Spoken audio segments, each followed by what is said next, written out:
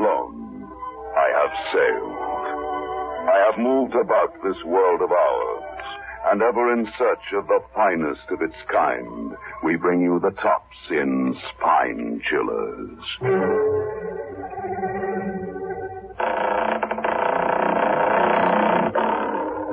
The Creaking Door.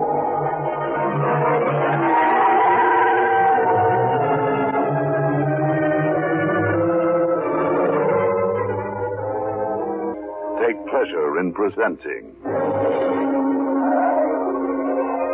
The Creaking Door.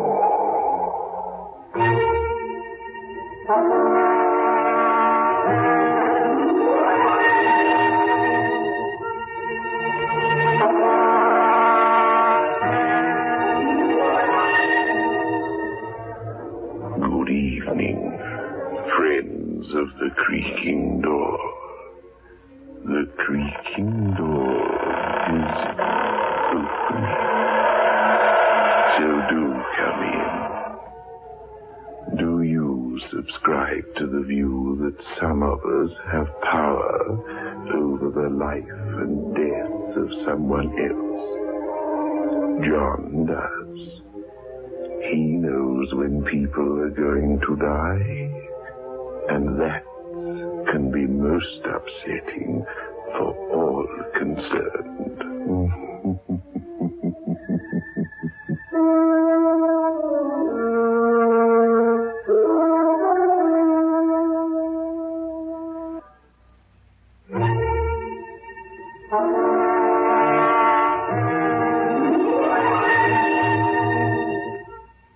John is not a usual sort of man, although he has a very ordinary sort of name. John Smith. What could be more ordinary than that? But he is a most unusual man, really. Take his blood group, for instance. His blood group is Group AB. Very rare indeed, as the doctor is pointing out to him. Only 2% of people belong to Group AB, Mr. Smith. I know my group is very rare. And this young girl is dying. She must have a transfusion as soon as possible, otherwise she will die. There's absolutely no doubt about that. But surely I'm not the only person with this type of blood in the area? No doubt there are other people, but we don't know everyone's blood group offhand, just like that. We depend, as you know, on blood donors. You're the only registered donor in this area. But there must be someone else. Believe me, Mr. Smith, there isn't. Anyway, giving a transfusion isn't anything to worry about. There's nothing to it. I've given blood before, I know that. Then you'll help us? You'll help the young girl? I can't. I can't go through that again. I won't. You've no right to ask me. Please, Mr. Smith, calm down. What I'm asking isn't so terrible. Yes, it is. But you said yourself... You don't know what you're asking. I can't do it. Mr. Smith, unless young Beryl Rogers receives a transfusion of blood, type AB blood, she will most certainly die. But there must be somebody else who can do it. Why pick on me? I've told you why, Mr. Smith. You're the only registered donor in the area. Well, then what about outside the area? What about blood banks? You keep supplies of blood under refrigeration these days, don't you? Our own local supplies of AB blood from the blood bank are exhausted. To find supplies elsewhere and fly them here would take too long. The girl would die. Oh, hang it all, man. All I'm asking you to do is give a pint of your blood. That's all. Not your life. No. That's not what you're asking. And you don't know what you're asking. I can't do it. I can't. Very well. And then there's nothing more I can do. I can't force you, I'm afraid. There is, unfortunately, no law which says that one must give blood.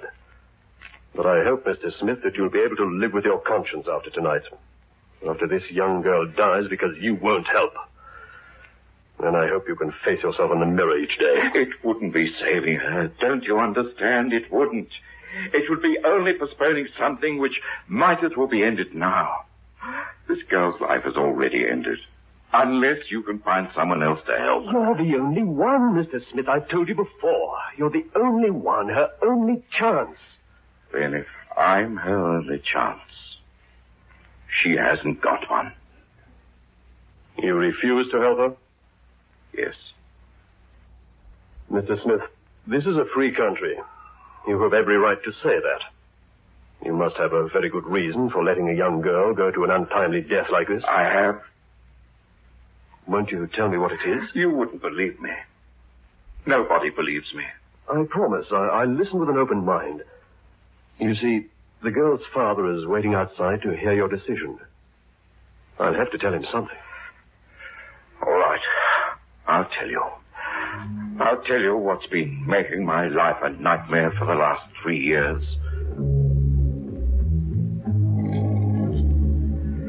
I first registered as a blood donor about 3.5 years ago. As you said, my group is the rarest. There aren't many donors. But also, there aren't so many people needing transfusions. So it was about 5 months before I was called on to help. He was a young man, Derek Evans. I still remember his name. He'd been badly cut up in a motor accident. They phoned me from this hospital at about 2 a.m. I came along here and gave 2 pints of blood. It saved young Derek's life. At least that's what we all thought. But it didn't save his life, really. It only saved him for a far more horrible death. 2 or 3 days after I'd given the blood, I came along to the hospital to see how he was getting on. By this time, he was sitting up in bed, looking quite well again. I was interested to see the man whose life had been saved by my blood, I suppose. But also, I felt I had to see him. You see, Doctor, my blood was flowing in his veins. Already I felt a strange sort of kinship with him. I sat on the chair beside his bed. I smiled at him.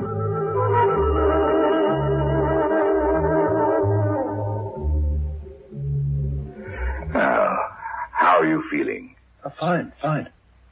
It's funny to think about it, isn't it? What?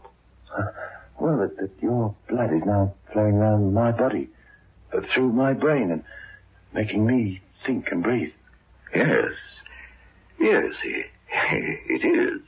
Although I must confess, I don't feel any different.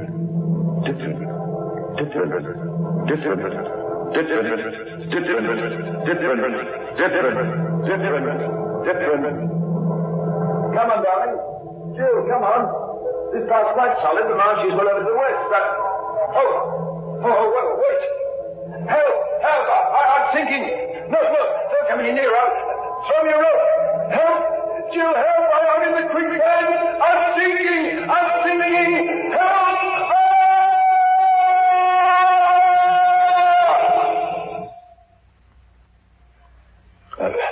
Mr. Smith, are you all right? What? Oh, good heavens. How terrible. Oh, what is it? What's the matter? You've gone quite pale. No, it's nothing. I'll be all right.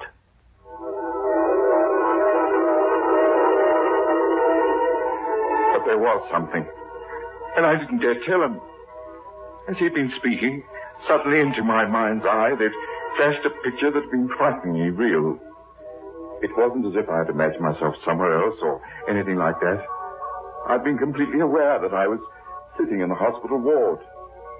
But in the front of my consciousness, there flashed a picture of young Derek Evans and a girl walking beside him. He'd suddenly stepped into a quicksand, and as I watched horrified, I'd seen him sucked down into the morass.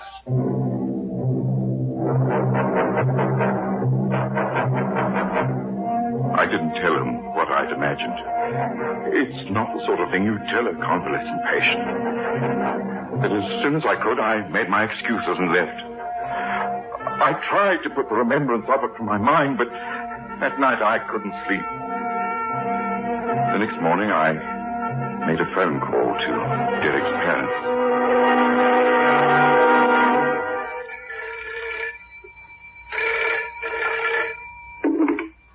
Hello? Mrs. Evans? Speaking. Who's this? My name isn't important. I wonder if you can tell me, has your son Derek got a girlfriend? My son's engaged to be married. Who is it? Please, this is very important. Could you tell me what his fiancée's name is? Oh, really, Please, it's very important. Well, I don't know what business it can possibly be of yours, but her name is Jill.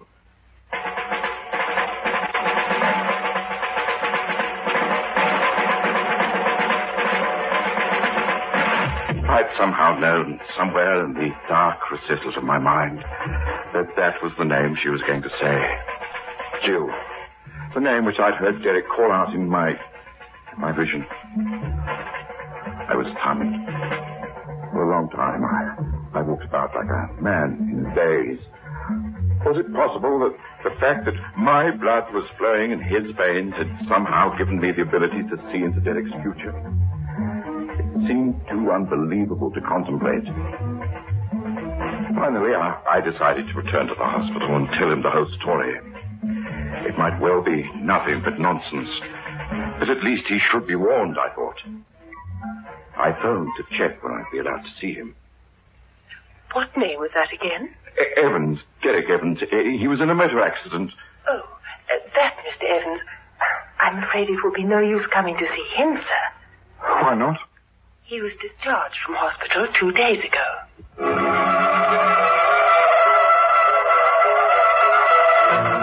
I phoned his home, of course. But his mother told me that he'd gone away for a week or so into the country to convalesce. She must have been a little suspicious of me making odd phone calls by this time, because she refused to tell me if I could get in touch with him. But looking back, it wouldn't have been any good anyway. At the time, I told myself that I was behaving hysterically over nothing, and tried to put the whole thing from my mind.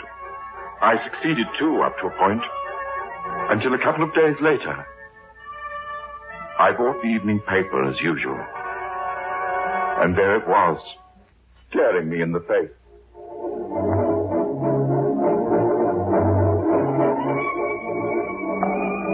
A young man, Derek Evans, was drowned today in a quicksand, not far from the village of Medside.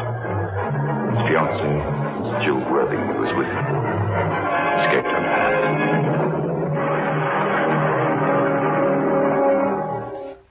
So now you see, Doctor, why I'm not going to give this young girl any of my blood. My blood is evil. It brings about death in the most horrible fashion. And worse than that, I know about it in advance.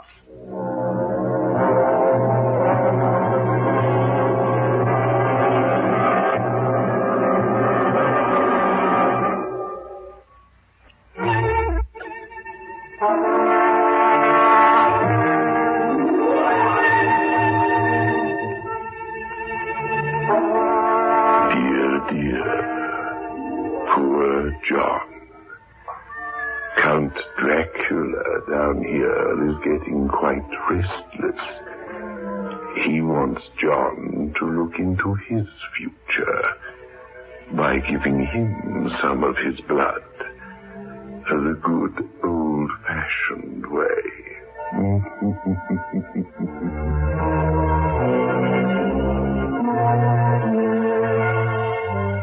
Then you're quite adamant. Oh, for heaven's sake, why can't you leave me alone? You don't seem to understand what you're asking. I've told you it's happened 4 times in the past, and each time I've lived under a terrible shadow of doom until the person concerned has died. But look, if you believe what you say to be true, then one can take precautions. Take Derek Evans, for instance. He could have been prevented from going away into the country. The tragedy could have been avoided. I said that with Rose Warwick. But at least in her case, I was sure that my vision couldn't possibly come true. What happened? Rose was a cripple. I gave her blood, saved her life. Then I saw her quite clearly in my mind's eye. She was screaming for help, and there was ice all round her and ice skating. The more I thought about it, the more impossible it was. She couldn't even walk, let alone skate. At last, I thought this sequence was going to be broken. I should be free. And what happened? She was in a crowded cinema when it caught fire. She died, burnt to death. And the film that was showing was called Winter Wonderland. All about ice skating.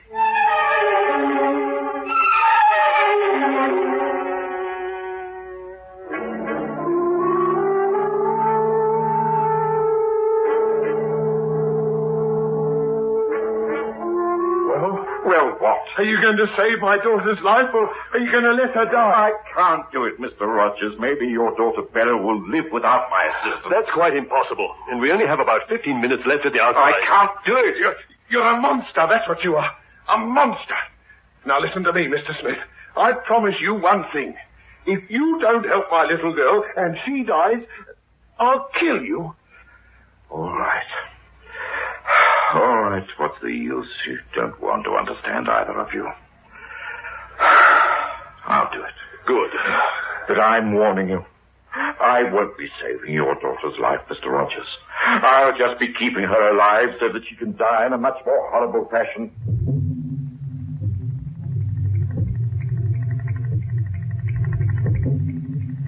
How's the respiration?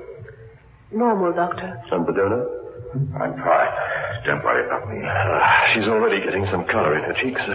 All right, nurse, remove the needle. Very well, Doctor. Mr. Smith, I can't thank you enough. Enough. Enough. Enough. Enough. Enough. Enough. Enough. Please, leave me alone. Don't agitate me. Kill me. Please,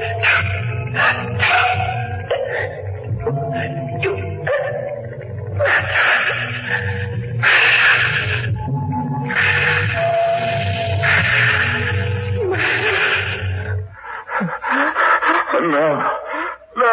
Mr. Smith, what is it? It's never happened as quickly as this before. What's the matter? As the nurse was removing the needle from her arm, I saw it. What did you see? The man was standing with his back to me. I couldn't see his face, but hers. It was terrible. Poor girl. What? What did you see? This man had his hands round her throat. He was strangling her. I haven't saved this poor girl, Doctor. She's going to be murdered.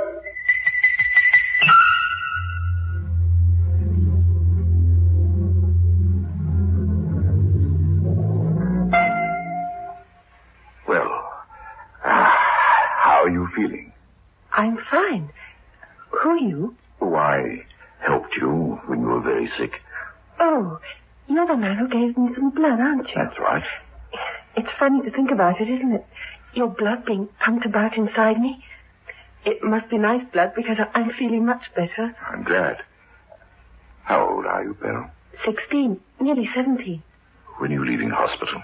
About a week, the doctor said. You will be careful, won't you? You're such a pretty girl. Careful? Oh, what do you mean? Nothing, just be careful. I pray that it doesn't come true this time.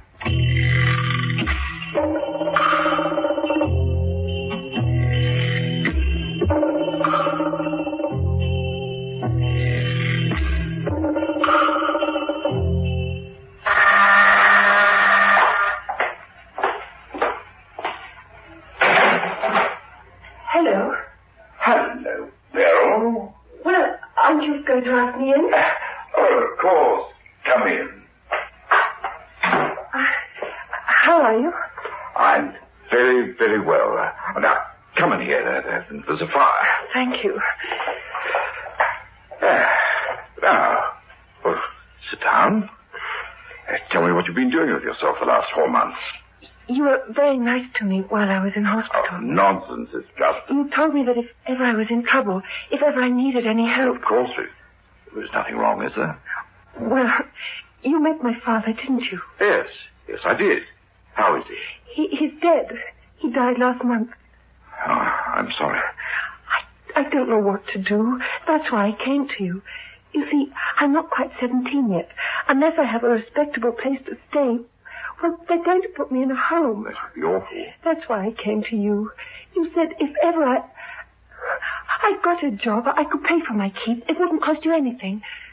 I haven't got any relatives or friends. My mother's been dead for years. I've tried to work out what I should do. And you're the only person I could think of. Please, won't you help me? No, don't cry. Of course I'll help you. I've been thinking about you quite a lot these last 3 or 4 months. Keep an eye on you.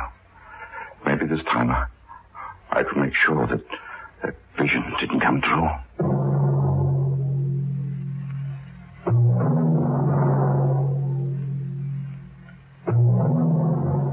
She moved in. I had a big house and there was plenty of room. I've never married, never had a family. And it was wonderful at first. Just having someone to care about and someone who cared about me.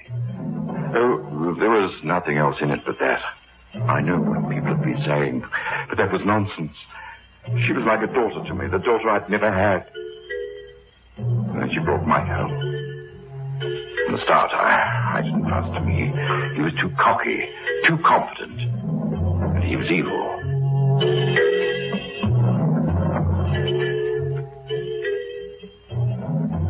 Uncle John, this is Mike. Oh, pleased to meet you, I'm sure. How do you do? We're going out for a drive. Yes, of course. Well, don't be too late back, will you? Oh, don't worry, Mr. Smith. I'll bring her back safe and sound.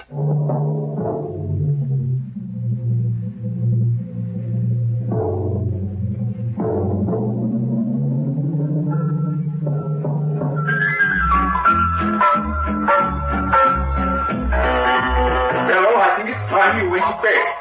3 in the morning. Who's down there with you? It's only Mike. He's showing me some new dance steps. Well, I think it's time you went home. You must get some sleep. You'll never get up for work in the morning.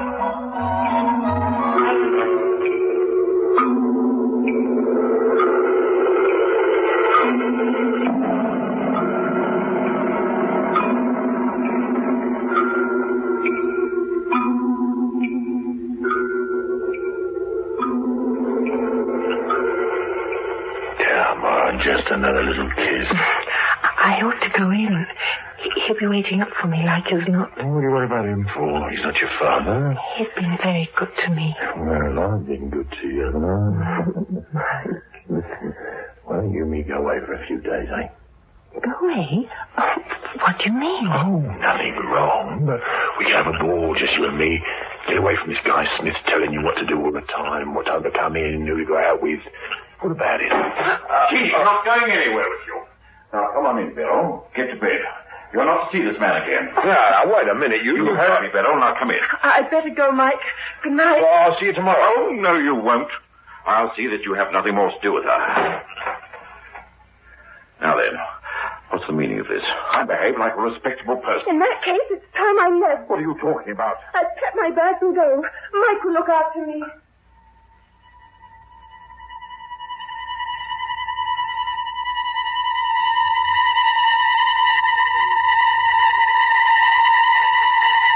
I should have let her go. She wasn't really my responsibility. But a nagging voice inside said that if I allowed her to leave, this Mike was going to strangle her. It had always been true before. I had to make sure it didn't come true this time. I had to. I raced up the stairs after her and threw open the door of her room. She had an open suitcase on the bed and was throwing clothes into it.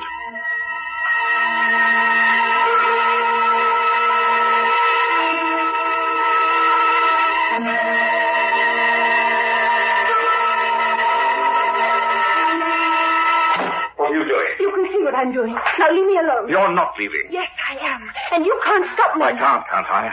I'll see you do as I tell you, you little tramp. I'll see that you don't get murdered. I'll save you in spite of yourself.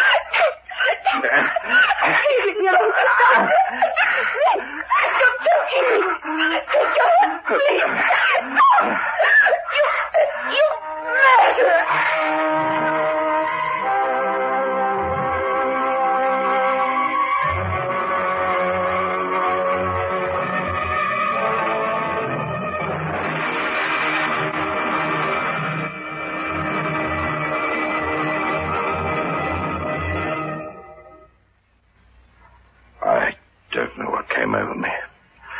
I must have seized her by the throat. I don't remember any more till she was lying at my feet.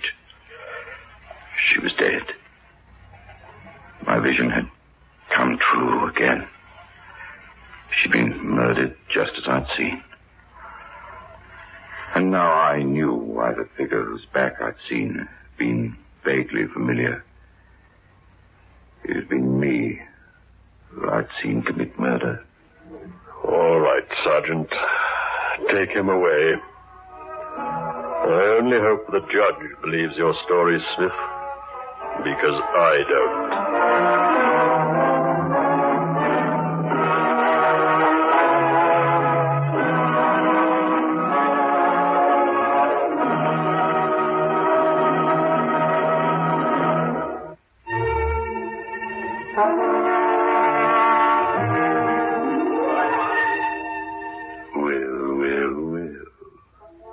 Policemen can be very suspicious at times, can't they? Anyway, don't worry too much. We'll make John Smith very cozy down here. I'm sure he'll find that he has a few blood brothers, in fact.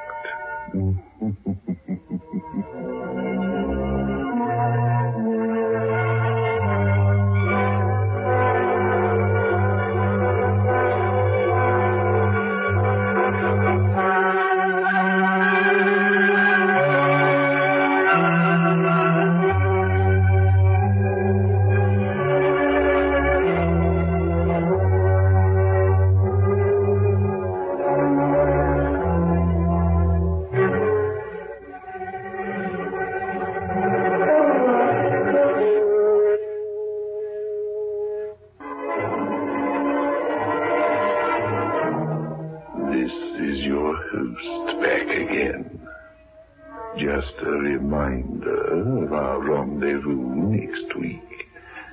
Where are we going? Through the creaking door? Of course.